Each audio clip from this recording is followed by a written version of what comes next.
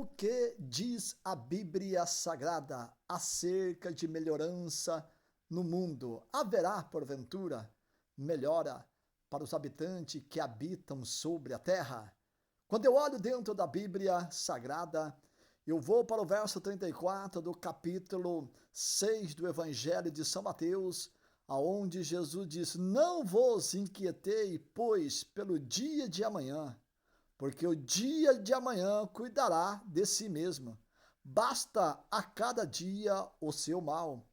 Quando eu olho dentro desse versículo 34 do capítulo 6 do Evangelho de São Mateus, me vem uma preocupância muito grande acerca da grande tribulação e do princípio de dores, tendo em vista que é um tema polêmico, aonde alguns estudiosos da Bíblia diz que nós estamos passando pela grande tribulação. Devemos observar que dentro do Evangelho de São Mateus, no verso 8 do capítulo 24 desse texto sagrado, está escrito: "Mas todas estas coisas são princípio de dores." Observa que a Bíblia Sagrada, a palavra de Deus, ela é categórica em dizer princípio, não fim. E bem sabemos que a grande tribulação, ela dá início após o arrebatamento da igreja, aonde o líder mundial, o anticristo, assume este mundo. Mas devemos olhar dentro da Bíblia Sagrada que na primeira carta de Paulo aos Tessalonicenses, isso mesmo, a Bíblia Sagrada ela é categórica em dizer, no capítulo 5 e verso 3 desse livro sagrado: "Quando disser a paz e segurança." Essa paz e segurança mundial, quem vai colocar é o líder mundial, e é de 3 anos e meio. Agora, a parte B do versículo 3 do capítulo 5 desse livro sagrado de 1 Tessalonicenses está dizendo: "Como dores de parto, como a mulher dá à luz a seu filho, assim de modo nenhum escaparão." Após os 3 anos e meio de paz, aí sim, os 3 anos e meio últimos, é aonde que vai o quê? Vir as 7 trombetas e as taças da ira de Deus vai ser derramada sobre os habitantes que aqui ficou neste mundo. Mas a igreja já estará na boda do Cordeiro. Então quer dizer o quê? Voltando nós para o verso 8 do capítulo 24 de São Mateus, princípio de dores, quer dizer que não é grande tribulação, mas a igreja, com os habitantes que habitam sobre a terra, está passando esse momento difícil, tendo em vista que a igreja não foi destinado para ira. Capítulo 1 e verso 10 de 1 Tessalonicenses: "E a esperar do céu a seu Filho, a quem Deus ressuscitou dos mortos, a saber, Jesus Cristo, nos livra da ira futura." Quer dizer, Deus livrará a igreja da ira, do livro do Apocalipse, mas não está livrando a igreja dos princípios de dores. Porém, dentro da Bíblia Sagrada, a igreja e todos que habitam sobre essa terra não está passando pela grande tribulação nem pelo princípio, mas sim pelo princípio de dores. Quando falamos de dores, continua nós dentro desse livro maravilhoso do Evangelho de São Mateus, e vamos agora, sabe para onde? Para o verso 7 do capítulo 24. "Porquanto se levantará nação contra nação, e reino contra reino, e haverá fome, e peste, e terremoto em vários lugares." Veja que aqui, quem está na guerra está passando por princípio de dores. Os familiares também, porque se sabe que há uma mortalidade muito grande. Quando falamos em dores, falamos também de o quê? Fome. Quantas pessoas estão passando fome até mesmo na pátria brasileira? Quando falamos em peste, nós falamos em quê? Em enfermidade. Quando falamos em terremotos, falamos de pessoas a qual perderam tudo, pessoas da família, perdeu tudo que você pensar na vida. Então, isso são princípios de dores. Quando falamos de dores, é quando a pessoa está sentindo algo na pele, algo na vida. Quando perde alguém que morreu, ou até mesmo quando perde seus bens materiais, enfim, quando está passando necessidade e fome. Então, quer dizer o quê? Não é a grande tribulação, mas sim é o princípio de dores dentro do verso 8 do capítulo 24 de São Mateus. Mas o que me chama a minha atenção, uma das maiores mortalidades jamais vista em toda a história da humanidade, foi o que? Através de enfermidade, foi o coronavírus. O coronavírus, ele deixou muitas pessoas, muitos dias com muitas dores nos hospitais. E também, pela morte, deixou muitas famílias tristes, aborrecidas, para se cumprir esse sermão profético, que qual Jesus Cristo, dentro do capítulo 24 de São Mateus, ele dá início acerca do tempo do fim.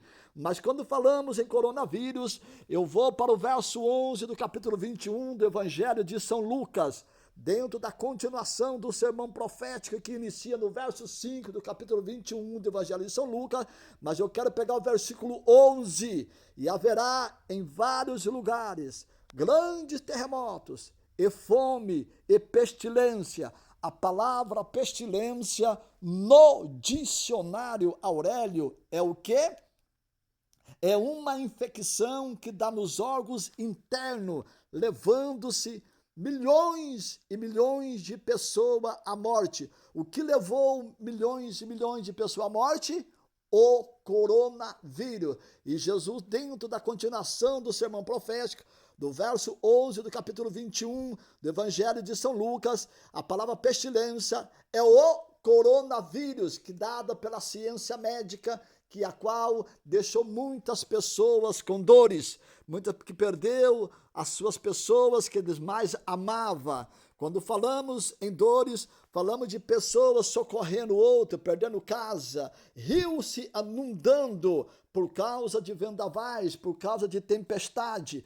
E quando falamos nisso, em tempestade, em vendavais, eu vou para o verso 6 do capítulo 29 do Evangelho, do livro do profeta Isaías. Do Senhor dos Exércitos será visitado com trovões e com terremotos e grandes ruídos, e com tufão de vento e tempestade. Esse grande ruído são raios que caem do céu, que a qual também já matou muita gente. Olha só, tufões de vento, que a qual deixou pessoas, centenas de pessoas, milhares de pessoas desabrigadas, perdendo tudo, e também deixou pessoas mortas através de vendavais. E isso está dentro da Bíblia Sagrada, do verso 6 do capítulo 29 do profeta Isaías. Agora eu vou para o sermão profético do verso 8 do capítulo 24 de São Mateus. Mas tudo isso são princípios de dores. Por exemplo, nossos irmãos em Cristo Jesus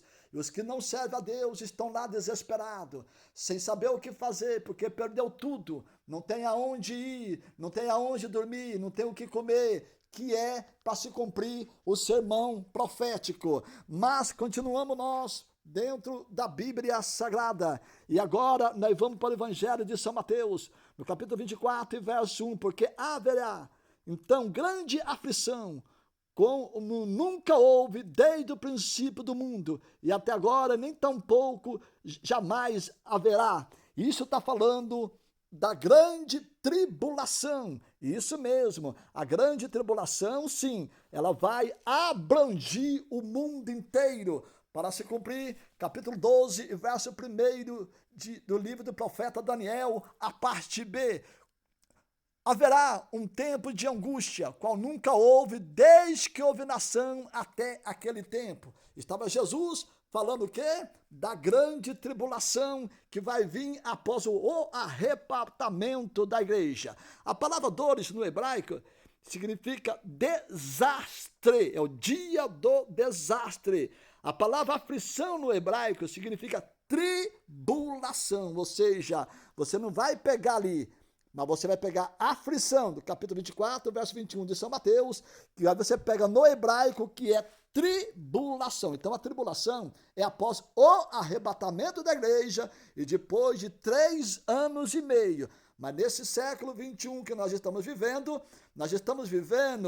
o sermão profético em parte para se cumprir, verso 8 do capítulo 24 desse Evangelho de São Mateus. Aí sim se concretiza capítulo 6 e verso 34 do Evangelho de São Mateus, que Jesus está dizendo, não vai ter melhora não, não, de maneira nenhuma. Quer dizer o quê? Hoje nós estamos vendo isso com nossos próprios olhos, pessoas passando fome, pessoa desesperada, angustiada, por causa dos momentos difíceis que passou em sua vida. E isso que eu estou te trazendo para você este estudo, para você, nós entender que o sermão profético, ele é irrevogável. Quantos pregadores que quer revogar os textos sagrados, sem entendimento da área escatológica e até mesmo sem entendimento da área teológica em suas interpretações.